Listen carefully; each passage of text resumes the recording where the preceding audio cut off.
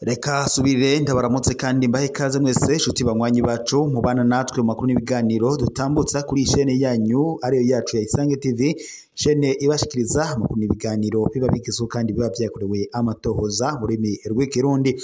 Reka rero mbahe ikaze mu makuru yacu yo kuri iyi saha, amakuru abayirwe avugwa mu mihingo itandukanye. Ndabahaye mwiriwe abandi tabahaye mwaramutse bivanye naho muherereye. Iri ni iteka n'umunesero ntangire bw'usubira kubana namwe banywanyi bacu mubana natwe mu makuru n'ibiganiro dutambutsa kuri chaîne yanyu ya Isange TV, chaîne ibashikiriza amakuru n'ibiganiro biba bigizwe kandi biba byakorewe amatohoza. Reka rero mbakengurukire kandi mbahe ikaze mu makuru yacu yo kuri iyi saha, amakuru ahambaye, amakuru muba mwiriwe mutegereje muri benshi. Namakuru rero abayiriwe avugwa mu bisata bitandukanye, haba muri politiki, mu nkino, mu ndero, mu iperereza, mu gateka kazi na muntu, mu makungu ya kure ndetse n'andi makuru yose abayiriwe avugwa ijya nino. Reka rero mbahe ikaze mwese inshuti banywanyi bacu mubana natwe mu makuru n'ibiganiro tubandanya agushikiriza amakuru tugira dutangurire na cane mu gisata ca politiki.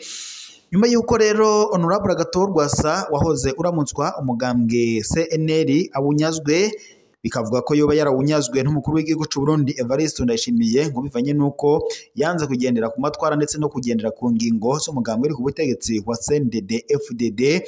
Honorable Agathon Rwasa kuri ubu ngubu rero yamaze gusohora itangazo ndetse yihuje, ariko tangaza ko yamaze kwihuza n'umugwi witwaje urwanisho wa Red Tabara nk'uko amakuru aturuka mu begereye umuryango wa Honorable Agathon Rwasa abishikiriza.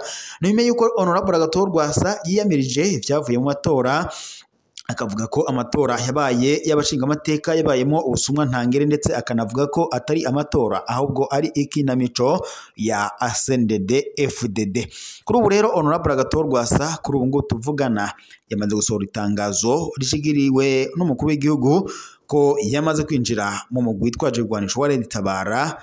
Umuvugizi w'igisirikare cy'u Burundi Gaspard Baratuza amaze gushikiriza amakuru cyangwa se amaze kwemeza amakuru ko kuri ubu ngubu Honorable Agathon Rwasa yamaze kwinjira mu mugwi witwaje urwanisho wa Red Tabara nk'uko amakuru ku rubuga tubasanga abishikiriza.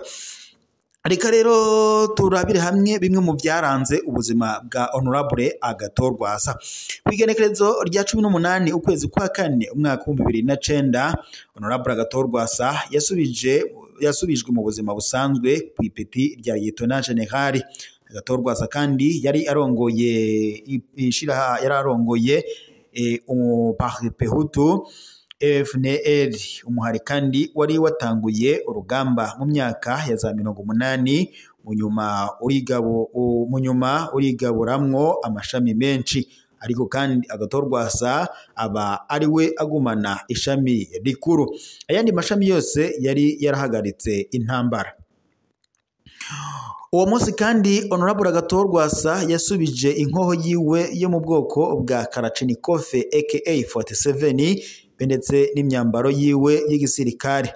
Abasirikare biwe bashika 3500 bahavuye binjizwa mu nzego z'umutekano, naho 2100 mu gisirikare, 1400 binjizwa mu gipolisi.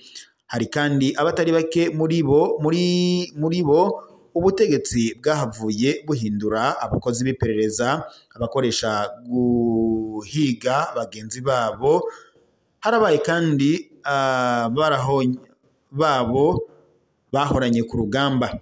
Hari kandi abandi bahisemwo guhunga inyuma y'amatora y'umwaka wa 2010 bajana na Majoro Aloyizi Nzabampema basubira ku rugamba mu mashamba ya Repubulika Iharanira Intwaro Rusange ya Kongo. Hari n'abandi ndetse bahamwe bikomeye baricwa. Ico twayibuza nuko kandi abasirikare n'abapolisi bavuye muri FNL ba Agathon Rwasa bari mu bantu barenganywa bidasanzwe, aho ndetse kugeza ubu usanga abantu bigeze biga kaminuza bafise ipeti rya Caporale canke munsi ya CM Caporale, barafise kandi n'umudogiteri w'umuganga akiri Caporale. umunsi Lieutenant General Honorable Agathon Rwasa asubizwa mu buzima busanzwe ufatwa nk'umunsi intambara yarangira mu Burundi imbere yuko havuka imihari mishasha.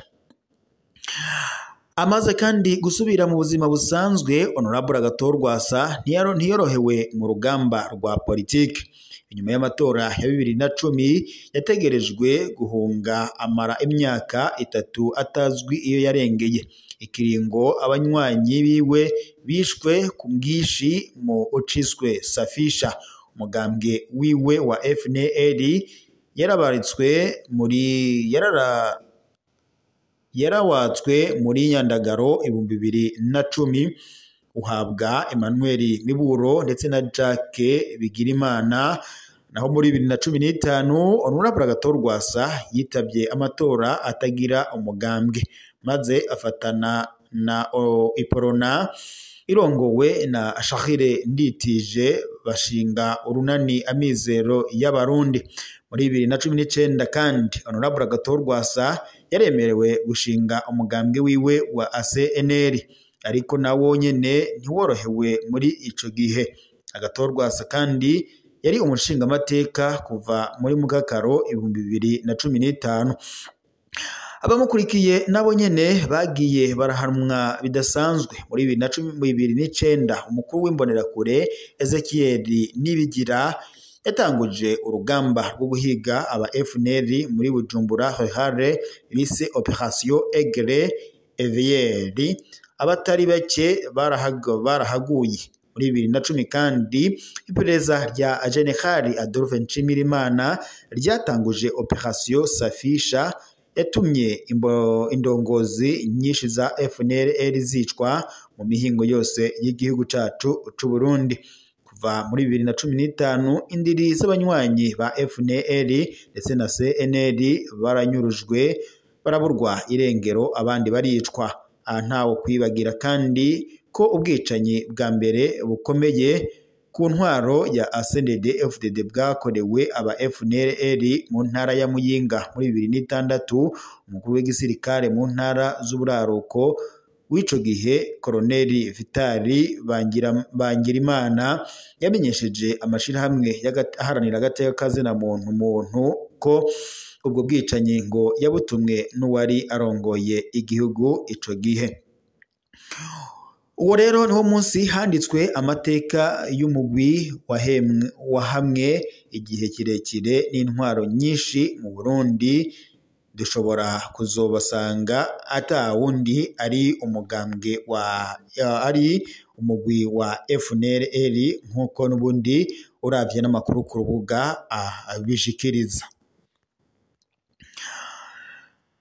Nyuma rero y'amakuru ajanye na Honorable Agathon Rwasa, reka tunyaruke no mu yandi makuru kubiriko biravugwa ija nino ngaha mu Burundi, turabire hamwe kubiriko birahavugwa.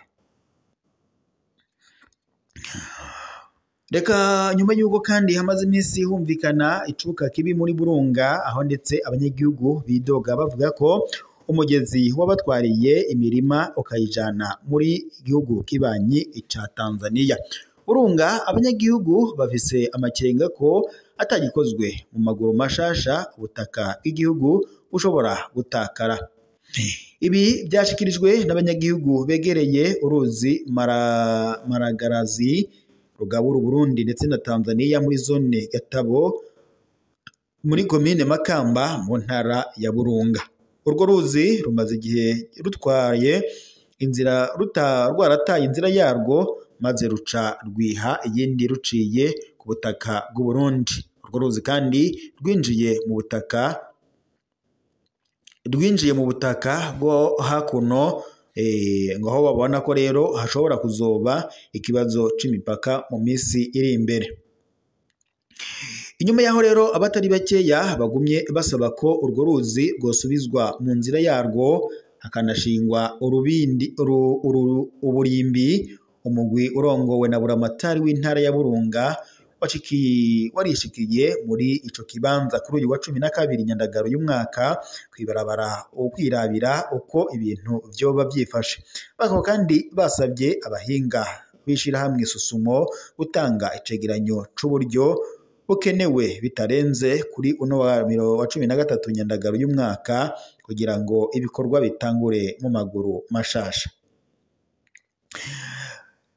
Naho tunyarukiye muri Republika Iharanira Intwaro Rusange ya Kongo mu gihe hamaze igihe kirekire humvikana imirwano, ikaba ari imirwano ihuza igisirikare ca leta ya Kongo FARDC ndetse n'umugwi utwaje urwanisho wa M23, mu gihe igisirikare ca Kongo FARDC gishigikiwe n'igisirikare c'u Burundi FDNB ndetse n'imigwi itwaje urwanisho nka Wazalendo ndetse na FDLR. Kuri ubu ngubu rero amakuru ari ku rubuga nuko Uvira ngo yoba igira iberemwo komba ya mwisho hagati ya M23 ndetse n'ingabo z'u Burundi FDNB. Imirwano ikomeye cyane iriko ibera ahitwa Walungu muri Kivu y'Epfo, aho kandi M23 bariko bahangana bikomeye n'ingabo z'u Burundi FDNB, ariko kandi biboneka ko ingabo z'u Burundi ziguma zisubizwa inyuma zivanwa mu turere zarimo, kuko umwanya n'umwanya Walungu irafatwa n'ingabo z'umugwi utwaje urwanisho wa M23. Ikindi kandi nuko ingabo nyinshi za M23 ziguma zisatira imisozi ihanamiye Uvira zivuye Bukavu, Nyangezi ndetse na Karehe, aho kandi abandi buzuye cyane Kamanyora ndetse na Katogota. Ibi kandi vyerekana ko Uvira bayihagurukiye mpaka bayifashe, kandi bikanaboneka neza ko bavyiteguriye umwanya munini, kuko ubu Uvira isa n'iyisigaye hagati, kandi inzira isigaye ku basirikare b'Abarundi ni iya Kiromoni uvuye Uvira Gatumba. Ibibazo ingabo z'u Burundi zihura navyo, icambere gikomeye ngo ni ugukorana n'ingabo za leta ya Kongo FARDC, aho rero ingabo z'u Burundi bari bakwiye ngo kwikorana ata wundi muntu ngo zitezwe bajana ku rugamba. Ingabo za Republika Iharanira Intwaro Rusange ya Kongo zo zagirizwa ko zoba ziha inzira mu gutwaje urwanisho wa M23, ubuhemu ngo bakorerwa n'ingabo za leta ya Kongo guca bohitana ingabo nyinshi z'u Burundi arizo FDNB. Ingabo z'u Burundi ngo zirakwiriye rero kuri ubu ngubu kwifatira mu minwe ikibazo kijanye n'intambara muri Republika Iharanira Intwaro Rusange ya Kongo, zikirinda kwifatikanya n'igisirikare ca leta ya Kongo FARDC. Abategetsi b'u Burundi kandi barikunda cane ko bigatuma rero batarondera ibirwanisho ndetse n'ibindi byose byankenerwa ingabo z'u Burundi zo kwifashisha ku rugamba. Ubundi bwo ngo ingabo z'u Burundi zikaba zikomeye, iyo kandi ngo zitaza kuba ingabo z'u Burundi ubu ngubu ngo M23 iba yarageze ikinshasa kera. U Burundi ngo bwahakoze akazi gakomeye, gusa iyo uravye urugamba uko ruhagaze ubona ko ingabo z'umugwi witwaje urwanisho wa M23 isaha n'isaha zishobora no gufata Kinshasa. Amakuru kandi dukura mu begereye aho urugamba rukuru abera muri Republika Iharanira Intwaro Rusange ya Kongo nuko Uvira kuri ubu ngubu ishobora kuba iriko irashirwa mu minwe y'umugwi witwaje urwanisho wa M23, ariko bikanavuga ko kuri ubu ngubu Uvira iramutse ifashwe na M23 Uburundi bwoba buguye mu kaga gakomeye cyane. Kandi n'Abarundi murabizi ko M23 itoja harya ngo Uvira hama itoja gufata Uvira hama ngo kujumbura itekane, kuko ibitero vya M23 byoca byifatanya na Red Tabara kandi byoca bitangura ku Burundi biyise ko ari Red Tabara. Iyi ntambara kandi ni ndende nk'uko twama tubivuga mu makuru y'iminsi yose. Birya biganiro rero mwumva ntaco bizoshikana, ni gusamaza abantu gusa maka umugambi bafise ugiye mu ngiro, na cane gucamwo Kongo ikindi gihugu. Kandi ubiravye bisa nkaho byaheze, kuko uburere bwishi bwose bwamaze gufatwa n'umugwi witwaje ibigwanisho wa M23 ndetse burimwo abatware bashizwemo na M23, harimo abakozi ba leta, abarimu, abaganga, abakora mu mabanki, ndetse n'abandi bakomeye bakorera hamwe kandi bagahembwa n'umugwi utwaje ibigwanisho wa M23. Ivyo rero navyo bigatuma haba ibintu biteye ubwoba ko M23 iramutse ifashe Uvira ishobora guca yinjira mu Burundi ndetse ikinjirana na Red Tabara, ibintu kandi bishobora kuhungabana muri Republika Iharanira Intwaro Rusange ya Kongo ndetse n'u Burundi, kubera ko intambara yoca ihinduka y'akarere nk'uko umukuru w'igihugu cy'u Burundi Evariste Ndayishimiye yama abyidoga. Ni mu gihe kandi leta ya Republika Iharanira Intwaro Rusange ya Kongo yagiriza leta y'u Rwanda gufatikanya n'umugwi utwaje ibigwanisho wa M23 mu guhungabanya umutekano mu buseruko bwa Republika Iharanira Intwaro Rusange ya Kongo. Gusa ku rundi ruhande leta y'u Rwanda ntihengeshanya guhakana ivyo yagirizwa yivuye inyuma, ikavuga ko atayihuriye n'umugwi utwaje ibigwanisho wa M23 mu guhungabanya umutekano mu buseruko bwa Republika Iharanira Intwaro Rusange ya Kongo. Gusa ku rundi ruhande leta y'u Rwanda nayo yagiriza Republika Iharanira Intwaro Rusange ya Kongo gufatikanya n'ibigwi bitwaje ibigwanisho nka FDLR mu gushaka guhungabanya umutekano w'igihugu kibanyi c'u Rwanda. Ni mu gihe kandi perezida w'u Burundi Evariste Ndayishimiye yavuze ngo mu gihe bazoba bafashe Bujumbura baciye Uvira, ngo u Burundi buzoca bufata Kigali buciye Kirundo, ngo kwinjira uciye Kirundo ugaca uca Inyamata kugera i Kigali ngo ni hafi. Bikandi perezida Evariste Ndayishimiye yabishikirije ubwo yagiranaga ikiganiro n'abamenyesha makuru b'ibimenyesha makuru bitandukanye nka France 24 ndetse na BBC gahuza miryango.